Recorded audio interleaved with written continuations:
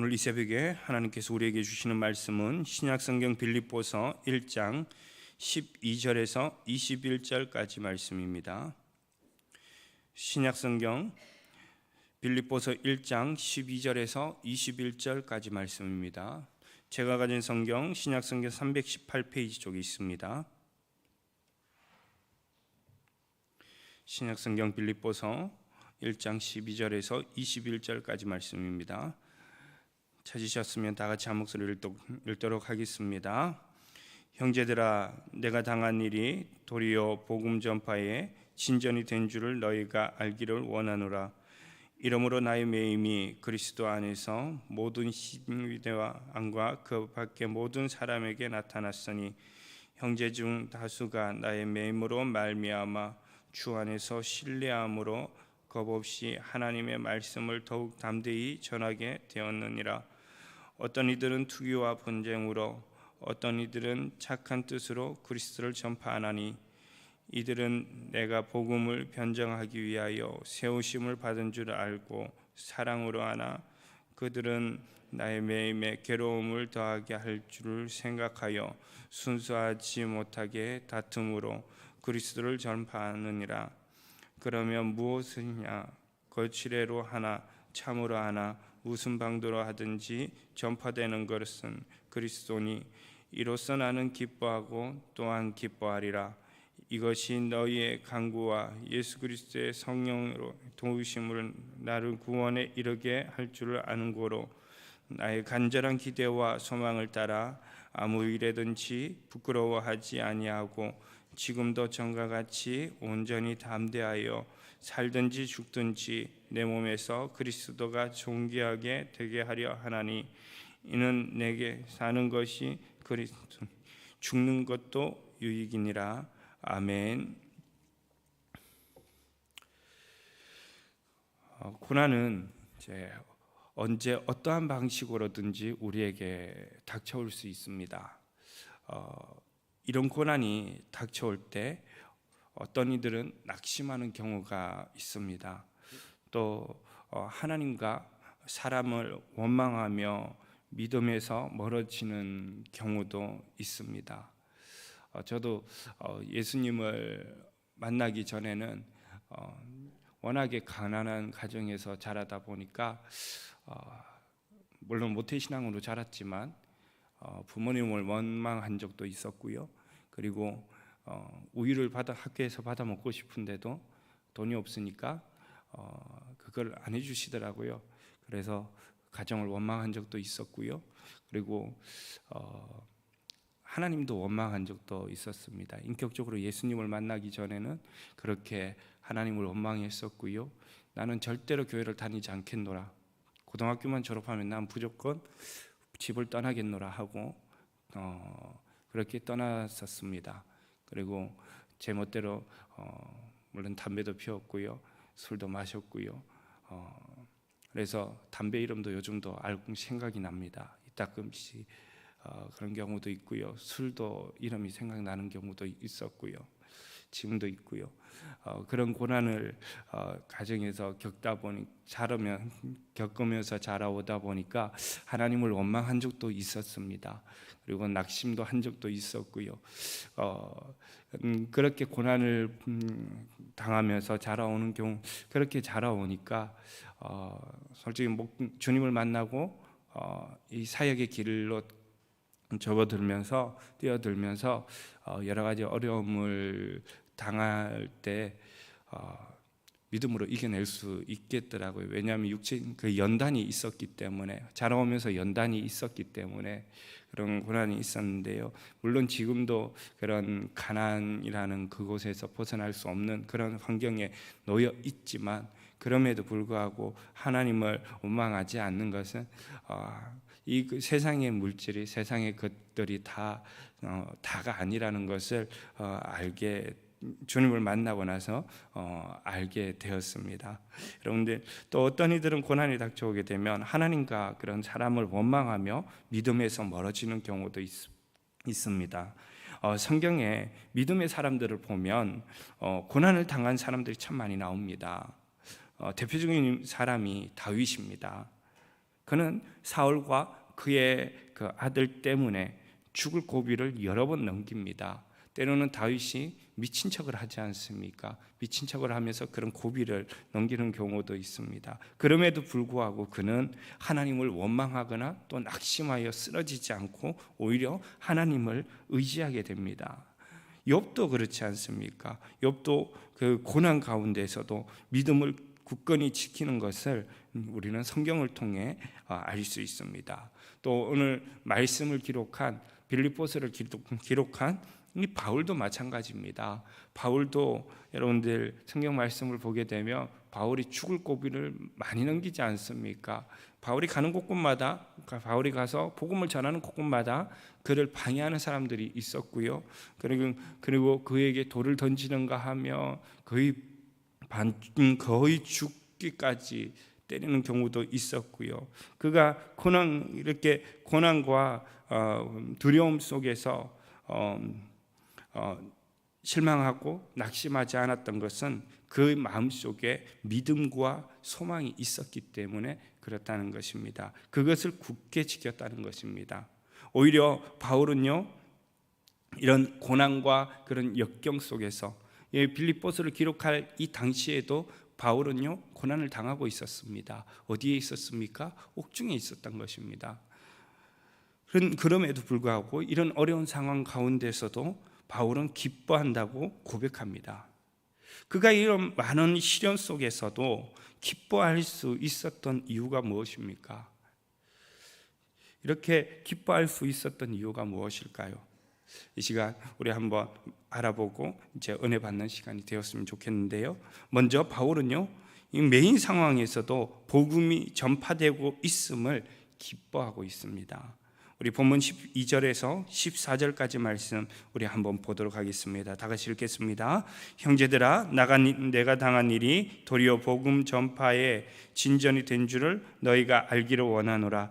이러므로 나의 매임이 그리스도 안에서 모든 시위대 안과 그 밖에 모든 사람에게 나타났으니 형제 중 다수가 나의 매임으로 말미암아 주 안에서 신뢰함으로 겁없이 하나님의 말씀을 더욱 담대히 전하게 되었느니라. 아멘. 바울은 이 빌립보 교회에 편지를 쓰면서 자신이 처한 상황을 밝혔습니다. 그는 옥에 갇혀서 힘겨운 그 시간을 보내고 있었습니다. 여러분들, 세상에 그 어떤 사람도 감옥에 갇히는 것을 싫어할 겁니다. 누구나 피하고 싶은 괴로운 상황일 것입니다. 이처럼 고통스럽고 힘겨운 상황을 보내면서도 희망을 잃지 않으려고 자신을 위로하는 차원에서 힘겨운 상황을 보내면서도 그는 자신을 비관하지 않고 오히려 기뻐한다고 고백하고 있습니다. 이것은 스스로 희망을 잃지 않으려고 자신을 위로하는 차원에서 한 말이 아닙니다. 그럼 무엇 때문에 그는 이런 시련 중에서도 기뻐할 수 있었습니까? 그것은 바울이 당한 일이 복음 전파하는 일에 오히려 도움이 되었기 때문입니다. 바울은 로마까지 복음을 전해야 하는 그런 사명을 받았습니다. 그는 이 사명을 위해 기도도 했습니다. 그런데 그가 이 로마에 압송되어 이제 옥에 갇힌 상태에서 복음을 전하게 된 것입니다. 그는 수감되어 있는 상황에서도요, 황제의 그 직속 정예부대였던 그 시위대와 경비대원들에게 지속적으로 복음을 전했습니다. 이로 인해 제 로마 제국 그 군대 안으로 제 복음이 들어가게 되었던 것입니다. 즉 바울이 비록 제수의 신분이었지만 사명을 이루게 되었던 것입니다. 더욱이 제 바울이 복음 때문에 투옥되었다는 그 사실을 알게 된 사람들이 경비대와 그 사람들에게 소문을 내기 시작했던 것입니다. 이 소문을 따라 자연스럽게 그리스도의 그 복음이 사람들에게 퍼져나갔습니다. 바울은 자신에게 그 닥친 상황보다 복음 전도의 사명에 초점을 맞추었고, 이로 인해서 이제 그는 충분히 기뻐할 수 있었던 것입니다. 그래서 18절, 우리 본문 18절 하반절에 보면 이렇게 말씀합니다. 무슨 방도로 하든지 전파되는 것은 그리스도니 이로써 나는 어떻게 한다고 말합니까? 기뻐하고 또한 기뻐하리라고 말씀합니다. 여러분들, 복음은 어떠한 상황 가운데서도 전파됩니다. 왜냐하면 복음은 살아있기 때문입니다. 복음이 만약에 죽었다면 그 복음이 전파될 일이 없습니다. 여러분들, 심지어 저 북한 땅에서도요, 아직도 계속해서 복음이 전파되는 거 여러분들 알고 계십니까? 계속해서 복음이 증거되고 계속해서 저 북한 땅에 복음이 들어가고 있습니다. 저 김정은이라는 저 악한 사람이 계속 복음을 막고 예수님을 믿는 사람들을 그렇게 잡아서 굉장히 힘든 곳에 보내고 그렇게 한다고 할지라도, 그렇게 하지만 그럼에도 불구하고 계속해서 복음이 증거되고 있는 거 여러분들 알고 계십니까? 그래서 지금도 북한 지하에서는요, 복음이 증거되고 있고 성경이 계속 들어가고 있습니다. 여러분들, 제가 작년에 있던 교회에서 어떤 북한에서 탈출하신 사모님이 간증하는 것을 제가 들었습니다. 직접 들었는데요, 계속해서 복음이 들어가고 말씀이 들어가고 그렇게 하고 있답니다. 그래서 여러분들, 그런 어려운 상황 가운데서 아무리 인간이 복음을 막는다 할지라도요, 복음은 살아있기 때문에 멈춰지지 않습니다. 왜냐하면 그 복음의 중심이 누구입니까? 바로 예수 그리스도이시기 때문입니다. 주님은 살아계시기 때문에 주님이 역사하시면 되는 것입니다. 주님이 말씀하시면 되는 것입니다. 여러분들, 유명한 깡패였던 김익두 목사님도 그 목사님도 복음이 들어가지 않을 것 같은 사람이었지만 그도 복음을 받고 유명한 목사님이 되었지 않습니까? 그래서 전국 방방곳곳을 다니면서 주의 복음을 전하는 그런 놀라운 목사님이 되었지 않습니까? 또한 여러분들, 전라남도 신안군 증돌이라는 곳에 가보게 되면 문중경 전도사님이라는 분이 계셨습니다. 그 순교지가 있는데요, 전도사님은 순교하면서까지 복음을 전하셨고, 그 전도사님이 순교하셨을 때 북한군이었습니다. 6.25 군사 그 사람들이었는데요, 그 사람들에 의해 이제 죽음을 당한 것이죠. 그 결과로 이 증도리 쪽에 복음의 씨앗이 많이 떨어지고, 이 결과로 인하여서 인구 한 1,800명 정도 되는 그 섬에 주민 90%가 기독교인이라고 합니다. 그곳에는 절이나 천주교가 들어올 수 없다라고 얘기합니다. 또한 그 전도사님의 제자들 가운데 우리가 너무나 유명한 김중곤 목사님이나 안산제일교회 공은 목사님 같은 분들이 계시지 않습니까? 처럼 여러분들, 복음은 살아 있습니다. 이 복음의 핵심은 조금 전에도 말씀드렸지만 예수 그리스도입니다. 예수님은 살아 계십니다. 그러므로 우리는 오직 예수님만 믿고 또한 그분을 증거하며 따라가야 할 줄로 믿습니다. 또 그 복음이 전파됨으로 인하여서 우리는 기뻐해야 할 줄로 믿습니다. 그 다음 바울은 오늘 분쟁 상황에서도요, 복음이 전파되고 있음을 말씀합니다. 본문 15절에서 18절까지 말씀입니다. 우리 함께 보도록 하겠습니다.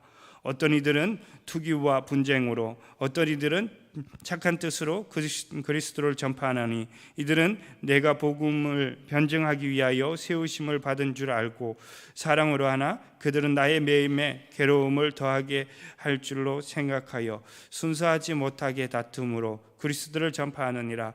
그러면 무엇이냐? 거칠애로 하나 참으로 하나 무슨 방도로 하든지 전파되는 것은 그리스도니 이로써 나는 기뻐하고 또한 기뻐하리라. 아멘.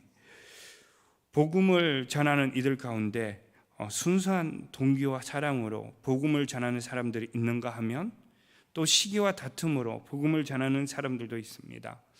후자는 바울을 시기하던 사람들로, 바울이 로마 감옥에 갇힌 때를 틈타 바울이 섬겨왔던 사역지를 침범하기도 했습니다. 또한 바울이 쌓아놓은 쌓아온 명성과 영예를 가르치고 싶었던 것입니다. 이러한 일들이 사역지에서 일어나고 있다는 소식을 알게 되었을 때 바울은 그들에게 대한 그런 증오심을 품지 않았습니다. 이들의 동기가 어찌 됐든지 거짓 가르침이나 이단 사상이 전파되는 것이 아니라면 그리스도의 복음이 전파되고 있다는 사실만으로도 자신은 기쁘고 또 기쁘다고 고백합니다. 이것은 지금까지 복음을 전하고 교회를 세우고 제자를 양성하던 일련의 사역이 바울 자신의 그 영광과 유익을 위한 것이 아니었다는 사실을 증명해 주는 것입니다. 그는 오직 그리스도의 영광과 복음 전파를 위한 순수한 열정으로 이 일을 감당해 온 것입니다. 우리는 어떠한 직분을 맡든 그리고 어떤 봉사를 하든 모든 것이 오직 그리스도와 그의 복음을 위한 것임을 우리는 항상 기억해야 할 줄로 믿습니다. 어떠한 방법으로도 간에 복음이 전가된다면 그것으로 인하여서 우리는 기뻐하고 또한 기뻐해야 할 줄로 믿습니다. 그리고 오직 주님의 영광만을 위하여서 우리는 사명을 감당해야 할 줄로 믿습니다. 마지막으로 바울은 어떠한 상황에서도 제 구원은 이루어짐을 말씀합니다. 본문 19절에서 21절입니다. 우리 다 같이 읽겠습니다. 이것은 너희의 간구와 예수 그리스도의 성령의 도우심으로 나를 구원에 이르게 할 줄을 아는 거로 나의 간절한 기대와 소망을 따라 아무 일에든지 부끄러워하지 아니하고 지금도 전과 같이 온전히 담대하여 살든지 죽든지 내 몸에서 그리스도가 존귀하게 되게 하려 하나니 이는 내게 사는 것이 그리스도니 죽는 것도 유익함이라. 아멘. 바울은 감옥에 갇혀 있는 상황을 두려워하거나 부끄러워하지 않았습니다. 왜냐하면 성도들의 기도가 있었고 그리고 성령의 도우심이 함께 했기 때문에 반드시 구원이 이루어질까라는 그런 기대와 소망을 가지고 있었기 때문입니다. 또한 그는 구원에 대한 확신을 가짐으로 죽음에 대한 그 두려움이 사라졌을 뿐만 아니라 죽는 것도 유익하다고 여기게 되었습니다. 여러분들, 바울은 삶과 죽음의 문제를 초월해 그리스도와 구원, 영생에 집중했습니다. 우리는 바울과 같이 그리스도를 중심에 두고 오직 주님만을 사랑하고 즐거워해야 합니다. 그럴 때 우리는 그 영혼을 바라보게 될 수 있고요. 또 구원을 현실로 여기며 살아갈 수 있다는 것을 우리는 기억해야 할 줄로 믿습니다. 바울이 사역하면서 여러 가지 많은 어려움과 그런 고난을 당했습니다. 그럴 때마다 하나님은요, 바울을 붙들어 줬습니다. 담대하라고, 너가 가야 될 곳이 있다라고. 여러분들 사도행전 말씀을 읽게 되면 성령이 그에게 말씀하시는 것을, 주님이 그에게 말씀하시는 것을 여러분들 우리는 알 수 있습니다.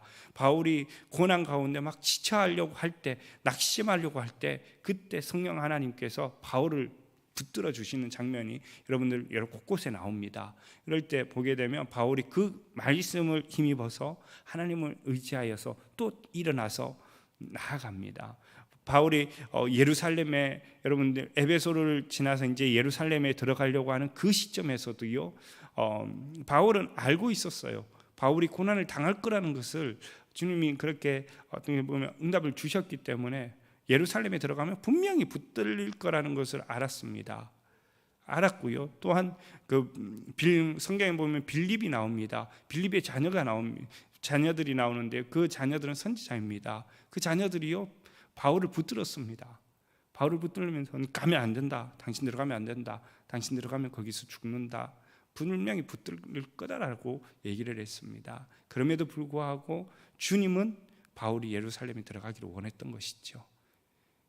근데 바울은요, 선지자의 말을 듣던 것이 아니라 오직 하나님의 말씀을 들었던 것입니다. 왜 그렇습니까? 그는 성령 하나님이 함께하고 있었다는 것을 확신하고 있었기 때문입니다. 주님이 함께하고 그를 붙들어주고 있었다는 그 확신을 가지고 있었기 때문에 그가 가는 곳까지도, 그가 어느 곳을 가든지 그 죽음이라는 것이 그를 두렵게 만들지 않았다는 것입니다. 왜요? 그 죽음보다 더 위대한, 죽음의 그 두려움을 이기게 만드신 그 하나님이 계셨기 때문이라는 것입니다. 여러분들, 우리 인간이 가장 두려워하는 것이 무엇입니까? 바로 죽음이라는 것이죠. 그 죽음을 가장 두려워하지요. 그런데 여러분들, 그 죽음의 두려움을 이길 수 있는 방법이 무엇입니까?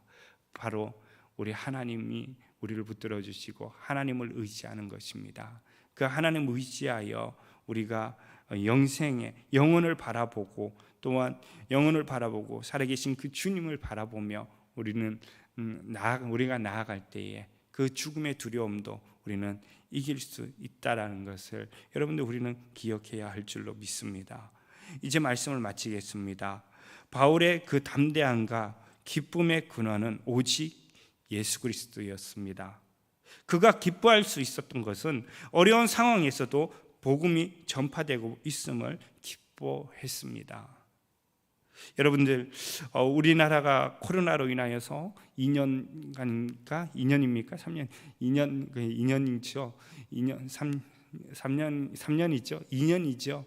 2년 가까이 그렇게 교회가 어려움을 당했었습니다. 저 또한 저 시골에서 굉장히 그 예배를 못 드리니까 굉장히 힘들었었고요.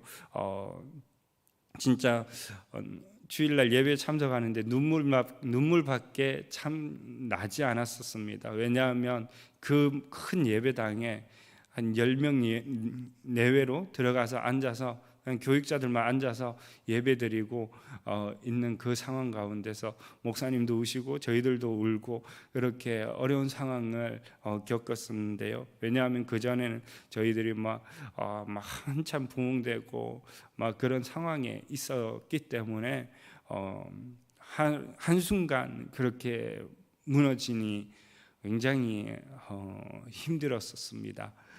그런데 지금 코로나가 끝나는 시점에서 거의 끝나는 시점에서 이렇게 복음이 지금 대한민국 곳곳에 계속 전도 축제와 그런 사역들을 하는 가운데 있는데요. 보니까 계속해서 복음이 증거되고 또 새로운 친구들도 올라오고 새로운 사람들도 올라오는 경우를 보게 됩니다. 그래서 아직 복음이 죽지 않았다는, 아직 복음이 이 대한민국 가운데 식어지지 않았다는 것을 조금씩 느끼고 있습니다. 여러분들, 우리는 이런 어려운 상황 가운데서도 여러분들 복음이 전파되고 있음을 기뻐해야 될 줄로 믿습니다. 우리는 오직 예수 그리스도를 중심에 두고 살아가야 합니다. 또 어려운 상황 가운데서도 복음이 전파되고 있음에 우리는 기뻐하며 감사해야 될 줄로 믿습니다. 오늘 이 하루도 우리가 말씀을 붙들며 살아갈 때에 또 복음이 계속해서 증거되고 있는 줄로 믿습니다. 이 대한민국 이 땅에요. 또 이 땅뿐만 아니라 전 세계에 흩어져 있는 우리 선교사님들로 통하여서 복음이 계속해서 증거되고 있음을 우리는 기억해야 할 줄로 믿습니다. 그것을 통하여서 우리는 하나님 앞에 믿음으로 기도함으로 또한 기뻐해야 할 줄로 믿습니다. 그래서 오늘 이 하루도 복음이 증거되는 누구에게 복음이 증거될지는 모릅니다. 그러나 그 복음이 증거될 거에 대하여서 우리가 소망하며 또 기뻐함으로 또 날마다 주의 복음을 증거하며 나아가야 할 줄로 믿습니다. 우리 함께 기도하도록 하겠습니다. 하나님 아버지, 은혜로 고맙고 감사합니다. 하나님, 바울은 고난과 그런 어려운 역경 속에서도 그는 기뻐하고 또 기뻐한다고 말씀하였습니다. 또 그는 죽는 것도